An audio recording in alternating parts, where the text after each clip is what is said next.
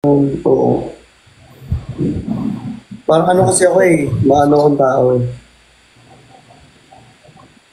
Naririnig mo ba ako, mentor? Nakikinig ka rin.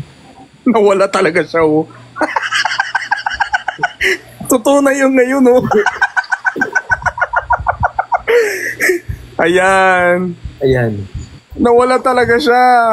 Totoo na yan. Totoong lag yan o nakaganyan ka lang talaga? Totoo yan. Tingnan mo, hindi siya nagbo-blink ko. Lag na talaga siya. O yan, na-jinx tuloy. Para makatuloy. O, maski sagutin na lang natin. Ano love language nyo? Yan na lang. Mura. Visit ang usap to. Ayan.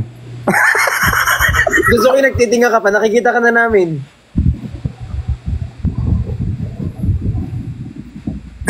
Ako ba? Nakikita nyo na ako? Okay na ako? Oo, okay ka na. Kung kailan ka nagtinga, nakita ka namin bigla. Visit. Gumagalaw talaga, gumagalaw. Okay na ba? Okay na? Oo.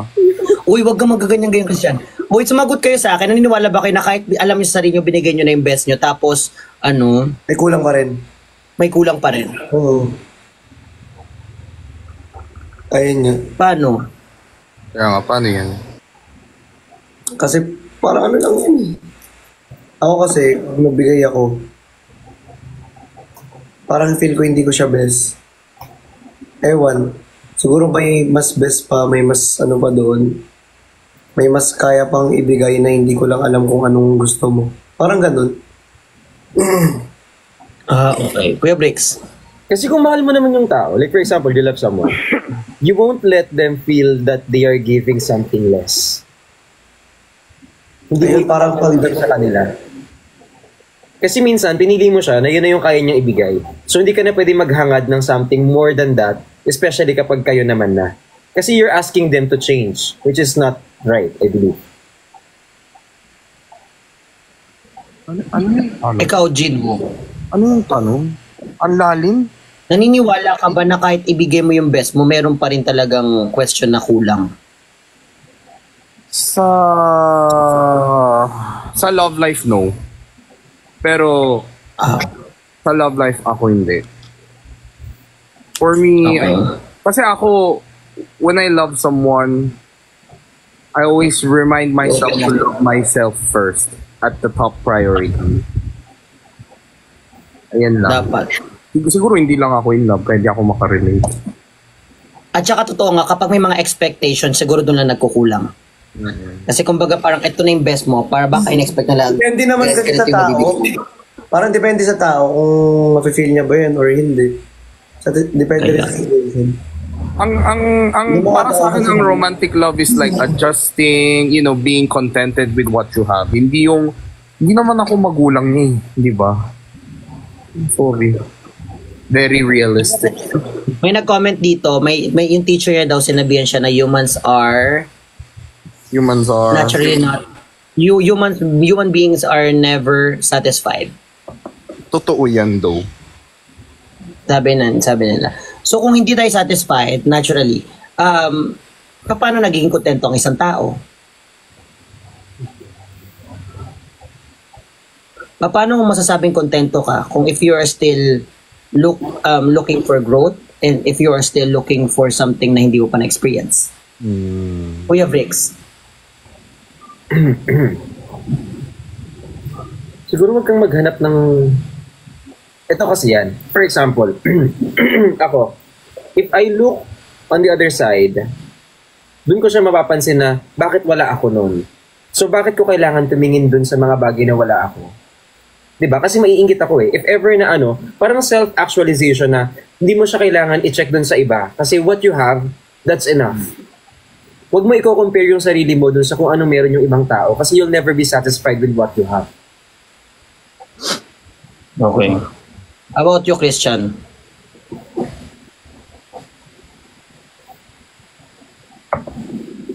Dan. Yes. Ano ko nag-lag din. Kailangan niya lang daw ng pansit kanto. Naniniwala ka ba na ang tao ay hindi nagiging kontento or paano mo masasabing kontento ka kung meron ka pang hinahangad na iba? I mean like meron ka pang gustong ma-achieve sa life kung kontento ka na. Siguro ngayon kontento na ako. Pero, syempre, parang kung may kulang pa, di go with the flow lang ako. Pero dahil pag-isip So do you think, ha? I mean, what's the mean? Oh, yeah. May nagsasabi sa comment section kasi na yung contentment daw is very subjective. Hello, Father Phil! Idol ko po kayo! Kuya Jinho. Ay, sorry. Jinho. Yes. Ano ba yan?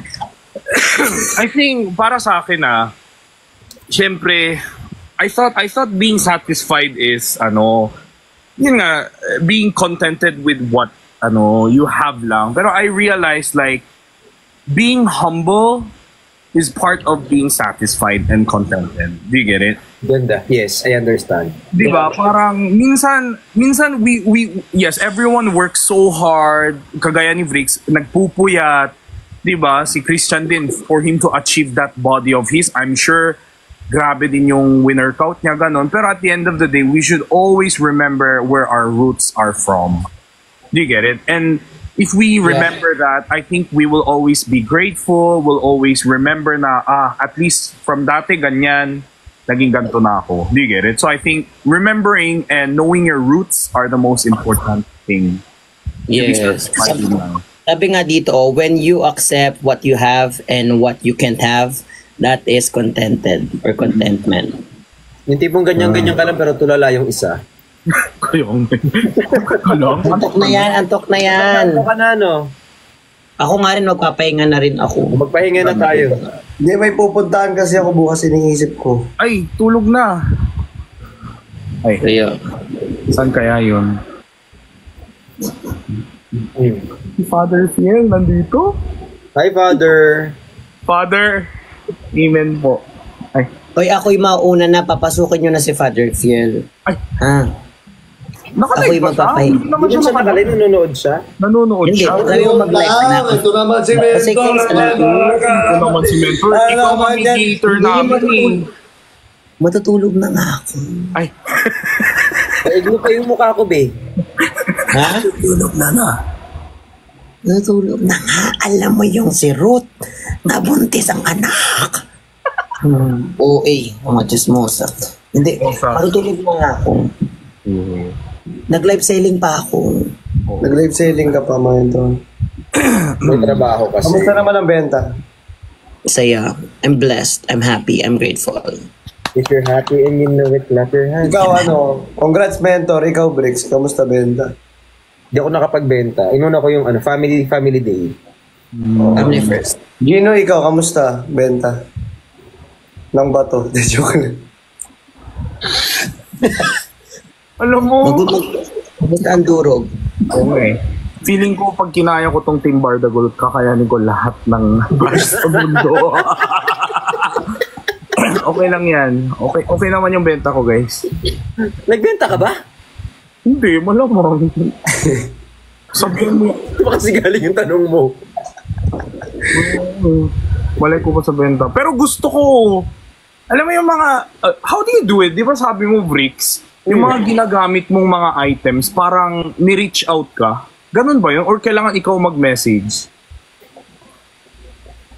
Ano ba? Case to case basis eh. May times kasi na nag-reach out yung brands, may times na ikaw dapat nag-i-initiate. Kasi, di ba palagi ako may yung pimple patch? Yung binibili ko sa, yung app na yan. Hindi kasi sabi ni Bricks, kahit sabihin mo daw yung kulay na app, madidetect na daw eh. So ano na siya? Ano? Okay, gets. Oo, sabi. So, napansin ko, meron din sa TikTok shop, yung same seller. So, piniem ko siya, hey, affiliate me, ganon. Hindi kita rin Hey! yan eh. You son of a bitch, you affiliate me. Ganon ba yun? Tapos ba sumagot, okay, motherfucker. Uy, On nakabano it. ka? Ay, sarap. Kaya nga alis na ako. Ayan na, bye-bye. Matutulog na ako, patulog. Thank you, mentor. Thank you, Gino. Thank you so much. I'm gonna sleep. Thank you. Bye-bye. Bye-bye. Bye-bye. Kayong dalawa, matutulog na rin. Yung papaalam namin sa viewers. Sige. Magdasal tayo, guys. Bago matulog. Lord, thank you so much for this day. And thank you so much for protecting Christian and Briggs on tonight's, live. I hope tomorrow they wake up recharged and with fresher mind and more positive thoughts. And also,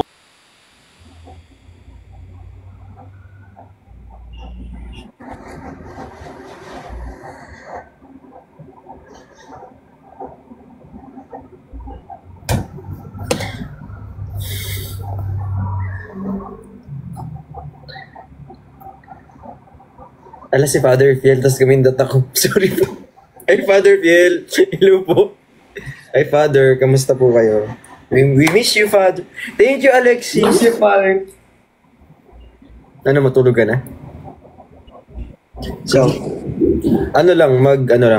mag-i-email lang ako, tapos tsaka ako Bye-bye. Bye-bye. See you.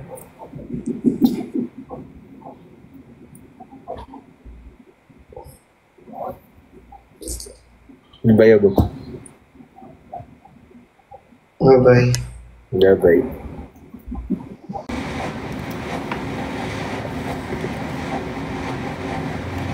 Hi. Hi. Hi.